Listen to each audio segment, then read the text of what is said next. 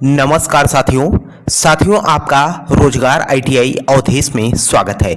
साथियों आज की क्लास में हम बात करने वाले हैं क्लास नंबर 15 पे। आपको मैं बता दूं यहाँ पर जो है मैं ITI first year fitter trade theory का मेरे भाई नीमी पैटर्न पे आधारित जितने भी प्रश्न हैं आपको यहाँ पर हम हल करा रहे हैं सीबीटी परीक्षा के लिए। आपको मैं बता दूं साथियों इसके पहले मैंने जो है नीमी पैटर्न का पहला सेमेस्टर का जो है जितने भी प्रश्न थे आपके 264 प्रश्न उसको मैंने आपको हल करा दिया है ना। बाकी साथियों यहाँ पर सेकेंड सेमेस्टर का जो है मैं यहाँ पर क्लास करा रहा हूँ। आपको मैं बता दूं पहला सेमेस्टर और दूसरा सेमेस्टर नीमी पैटर्न का मेरे भाई आईटीआई फर्स्ट ईयर के लिए है, ठीक है। आपके तीसरा और चौथा सेमेस्टर जो है मेरे भाई ये आईटीआई सेकेंड ईयर के लिए है। तो यहाँ पर जो है इस क्लास में जो है हम सेकेंड सेमेस्टर वाला पीडीएफ हल करा रहे हैं। इसके पहले जो है मैंने आपको एक क्लास जो है अपलोड भी किया था। साथ में आपको मैं बता दूं साथियों अभी तक के मैंने जो है अभी आपको जो है टोटल 14 क्लास जो है आईटीआई फीटर फर्स्ट ईयर का जो है नीमी पैटर्न पे आधारित प्रश्नों को हल करा चुका हूँ। आपको मैंने पहले भी बोला था साथियों कि अगर आप सीबीटी परीक्षा की तैयारी कर रहे हैं तो आपके लिए दो बातें सबसे ज़्यादा यहाँ पर इम्पॉर्टेंट है मेरे भाई। पहला आपके नीमी पैटर्न पे आधारित जितने भी प्रश्न हैं आपको सही ढंग से पढ़ना है और साथ में आपके जो प्रीवियस ईयर का पेपर है मेरे भाई उस पर भी आपको विशेष रूप से फोकस करना है। क्योंकि अगर आप देखेंगे साथियों तो नीमी पैटर्न से ही प्रश्न आपके सीबीटी परीक्षा में प्रश्न पूछे जाते हैं। तो आइए साथियों क्लास को स्टार्ट करते हैं। और क्लास को स्टार्ट करने से पहले आप लोगों से एक छोटा सा निवेदन भी रहेगा कि जो भी साथी मेरे भाई चैनल पे पहली बार हो चैनल को सब्सक्राइब कर लीजिएगा। साथ में अपने मित्र यार दोस्त के पास क्लास को शेयर भी कर देना ताकि क्लास की इन्फॉर्मेशन उन्हें भी मिल सके और अपनी पढ़ाई कर सके। और क्लास की पीडीएफ आपको टेलीग्राम चैनल पे मेरे भाई मैंने अपलोड कर दिया है, वहां से जो है जाकर आप डाउनलोड कर सकते हो सेकेंड सेमेस्टर का फीटर ट्रेड थ्योरी का। अब यहाँ पर देखिए जो पहला प्रश्न आपका यहाँ पर कर रखा है कि इस टूल का नाम क्या है। ये जो टूल आपको यहाँ पर दिखाया गया है इसका जो है आपसे नाम पूछ रखा है। अगर हम इस टूल की बात करते हैं साथियों तो आप यहाँ पर देखिएगा इसमें जो है आपके स्टार की तरह जो है आकृति में जो है बना हुआ है। ये जो है आपके कॉटनिंग के लिए जो है हम यूज करते हैं। तो यहाँ पर देखिएगा अगर हम बात करें तो ये जो है आपका व्हील ही है, लेकिन ये कौन सा व्हील है तो ये जो है आपका क्या है देखिए इसमें कर रखा है स्टोन ड्रेसर है या डायमंड ड्रेसर है। ये जो है स्टार व्हील ड्रेसर है, ठीक है। तो आपका आंसर यहाँ पर क्या बन जाएगा, सी बन जाएगा, ठीक। अगले प्रश्न पे हम बात करते हैं। तो देखिए आपका अगला प्रश्न यहाँ पर क्या कर रखा है कि कौन ग्राइंडिंग व्हील में बॉन्ड की ताकत को इंगित करता है। जो आपकी ग्राइंडिंग व्हील होती है मेरे भाई उसमें जो है बॉन्ड की ताकत को जो है कौन अंकित करता है। अब देखिए यहाँ पर कर रखा है कि ग्रिड करता है या ग्रेड करता है या संरचना या ग्रेड का आकार। अगर देखा जाए तो कभी भी अगर हम ग्राइंडिंग दोष की बात करते हैं तो दो ही दोष से सामने निकल के आती है। और अभी तक मेरे भाई मैं अब देख रहा था कि सीबीटी परीक्षा में एनसीबीटी बोर्ड ने दो ही तरीके के प्रश्न पूछ रखे हैं। एक तो आपके ग्राइंडिंग व्हील की जो है बॉन्ड और उसमें जो है दोष किस तरीके का होता है। तो यहाँ पर जो है अगर बॉन्ड की ताकत की बात की जाए तो ग्रेड पे डिपेंड करता है। तो आंसर आपका यहाँ पर क्या पी बन जाएगा। आइए अगले प्रश्न पे हम बात करते हैं। देखिए आपका अगला प्रश्न यहाँ पर क्या कर रखा है, उस दोष का क्या नाम है अगर ग्राइंडिंग व्हील की सतह चिकनी और चमकदार हो जाए। कहने का मतलब आपने देखा होगा मेरे भाई जो ग्राइंडिंग व्हील होती है उसके ऊपरी सतह पर आप जब देखेंगे तो खुरदुरापन होता है ना। वही तो क्या करता है किसी भी जॉब या मटेरियल के सरफेस को जो है फिनिश करने का कार्य करता है। तो ऐसे में जो है अगर वह सतह जो है आपकी चिकनी और चमकदार हो जाए तो स्वाभाविक सी बात है कि वो मटेरियल को रिमूव नहीं कर पाएगा, है ना। तो ऐसे में यहाँ पर जो है पूछ रखा है कि उस दोष का क्या नाम होगा, है ना। तो यहाँ पर अगर हम बात करें अगर सतह हमारी चिकनी हो जाए या जो है चमकदार हो जाए तो उसको हम क्या बोलते हैं, टूनिंग बोलते हैं, ठीक है। तो आंसर की अगर आप बात करोगे यहाँ पर जो है देखिए यहाँ पर क्या करेगा सतह चिकनी और चमकदार हो जाए तो वो जो है आपका क्या होगा, ग्लेजिंग होगा मेरे भाई, ठीक है, ग्लेजिंग होगा, ठीक है। तो आंसर आपका यहाँ पर क्या ए बन जाएगा। आइए अगले प्रश्न पे बात करते हैं।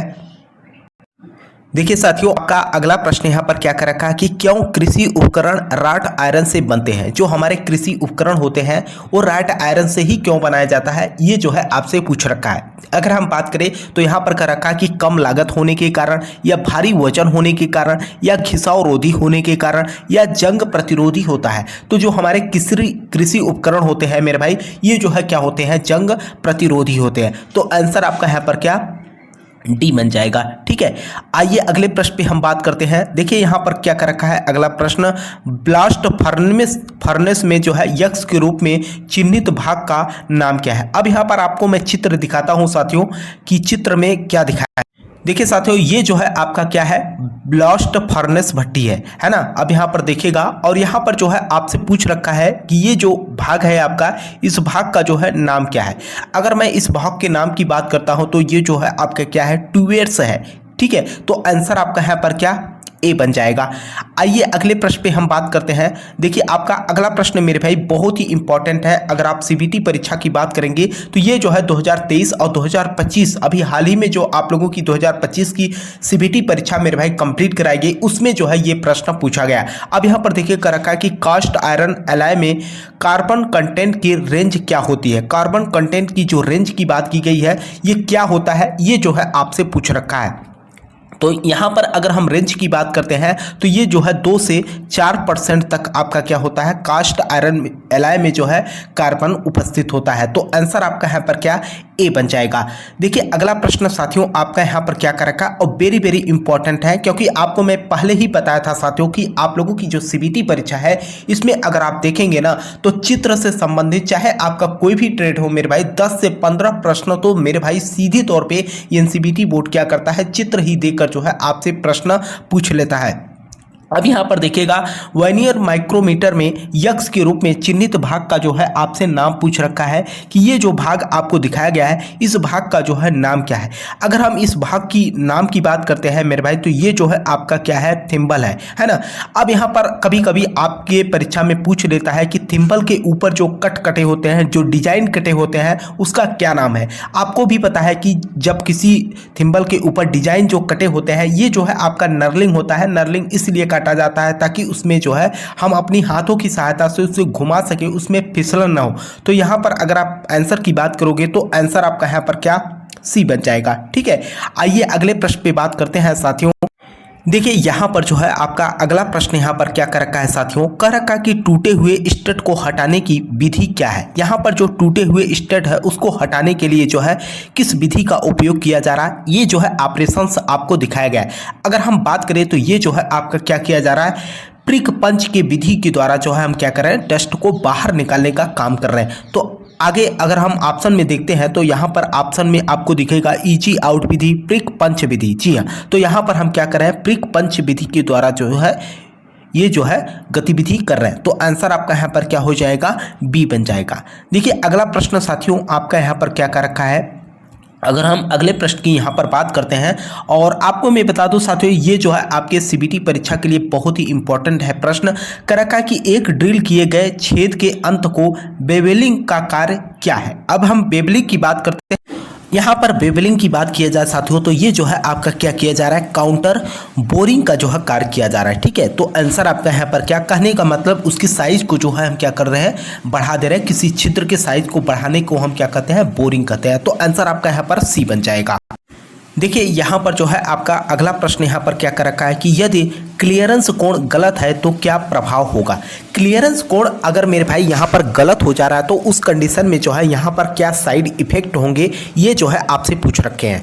तो अगर मैं बात करूँ यहाँ पर देखिए पहला ऑप्शन कर रखा है कि बड़े आकार के होल हो जाएंगे, या ओवरहीट ड्रिल हो जाएगा, परिष्कृत होल हो जाएगा, अपरिष्कृत होल हो जाएगा, या ड्रिल जो है हमारा टूट जाएगा, है ना। तो ऐसे में अगर मैं बात करूँ तो ये जो है क्या होता है, ओवरहीट ड्रिल हो जाएगा, है ना। तो आंसर आपका यहाँ पर कहने का मतलब क्लियरेंस कोण अगर आपके गलत होते हैं तो ओवरहीट से संबंधित समस्या उत्पन्न होती है। तो आंसर आपका यहाँ पर क्या, बी बन जाएगा। देखिए आपका अगला प्रश्न यहाँ पर क्या कर रखा है। अगर हम अगले प्रश्न की बात करते हैं तो कह रखा है कि यक्स के रूप में चिन्हित भाग का नाम क्या है। यक्स के रूप में चिन्हित भाग की अगर मैं नाम की बात करता हूँ साथियों, यहाँ पर देखिए जो दिखाया गया है, ये जो आपका अगर आप देखेंगे तो मल्टीपल कटिंग टूल है ना।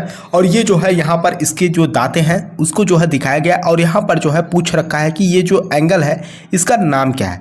अगर हम इस एंगल की नाम की बात करते हैं मेरे भाई तो ये जो है आपका क्या है, ऋणात्मक रैक कोण को जो है दर्शाता है। तो यहाँ पर देखिएगा, अगर मैं बात करूँ तो ऑप्शन में आपको दिखेगा मेरे भाई, है ना। अब यहाँ पर देखिएगा हील है या कटिंग एज है या धनात्मक रैक कोण है, ये जो है आपका क्या है, ऋणात्मक रैक एंगल को जो है यहाँ पर दिखाया गया। तो आंसर की अगर आप यहाँ पर बात करते हो तो आंसर आपका यहाँ पर क्या, डी बन जाएगा। ठीक है, अगले प्रश्न पे अगर हम बात करते हैं साथियों, यहाँ पर अगला प्रश्न जो है आपका यहाँ पर कर रखा है कि आंतरिक मैट्रिक मोर्स टेपर्स होल को रीमिंग करने के लिए किस रीमर का उपयोग किया जाता है।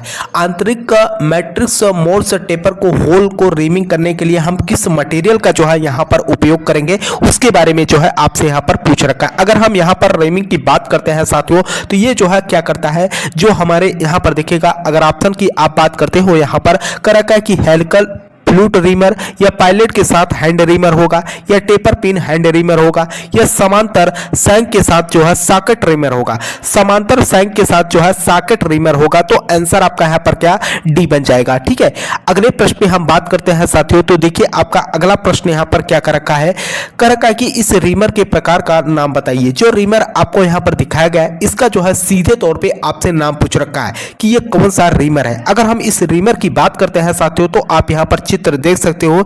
ये जो रीमर आपको यहाँ पर दिखाया गया है, ये जो है आपका क्या है, हैंड रीमर है। ठीक है, तो आंसर आपका यहाँ पर क्या बन जाएगा, ए बन जाएगा। ठीक, देखिए साथियों, अगर आपको किसी भी प्रश्न को लेकर कोई भी डाउट या प्रश्न आपके मन में उत्पन्न हो रहा है, तो आप जो है नीचे कमेंट बॉक्स में कमेंट कर दीजिएगा। आपको ये भी मैं बता दूं साथियों, निमी ने जो यहाँ पर उत्तर दिया है, कुछ प्रश्नों को लेकर जो है यहाँ पर संशय बना हुआ, क्योंकि कुछ प्रश्न जो है निमी ने गलत माना है। ठीक है, तो यहाँ पर अगर मैं बात करूँ, अगला प्रश्न आपसे कर रखा है कि यक्ष से चिन्हित भाग का जो है आपको नाम बताना है। यहाँ पर जो ये भाग का जो है यक्ष के रूप में चिन्हित किया गया है, इसका जो है आपसे सीधे तौर पे नाम पूछ रखा है। अगर हम इसके नाम की बात करते हैं तो ये जो है आपका क्या है, आर्पर्स है। तो ऑप्शन में अगर हम देखते हैं आर्पर्स है कि नहीं है, तो यहाँ पर देखिएगा साथियों, उत्पन्न आर्पर्स, आपका आंसर आप क्या यहाँ पर ए बन जाएगा।